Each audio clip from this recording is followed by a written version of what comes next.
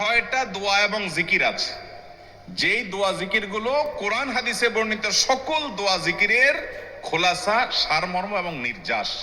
এই ছয়টাকে যদি কোনো মুসলমান নিয়মিত আঁকড়ে ধরে, তাহলে কোরআন এবং হাদিসের যত দোয়া এবং জিকির আছে কেমন যেন তার নির্যাসটা নিয়মিত সে আমল করলো। বলবো সেগুলা ইনশাআল্লাহ।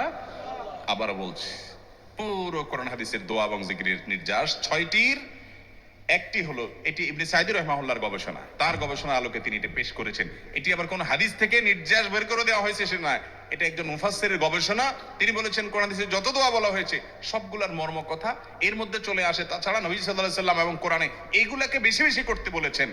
আলিজু, আকফিরু, মান লাজিমা, এই শব্দগুলো ব্যবহার করা হয়েছে, এই জন্য এগুলো বেশি বেশি করে করতে হবে। এই যে শেষেরটা নবী সাল্লাল্লাহু আলাইহি ওয়াসাল্লাম সবসময় বিভিন্ন জায়গায় করতেন।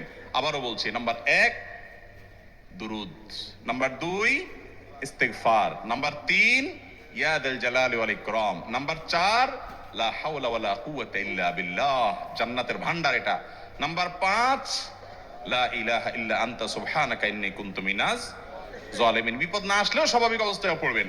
নাম্বার 6 সুবহানাল্লাহি ওয়াল হামদুলিল্লাহি ওয়া লা ইলাহা ইল্লাল্লাহু আল্লাহু আকবার। নিয়মিত করব তো ইনশাআল্লাহ। আল্লাহ আমাকে আপনাকে আমাদের সবাইকে আমল করার তৌফিক দান করুন, সব সময় জিকিরের মধ্যে থাকার তৌফিক দান করুন।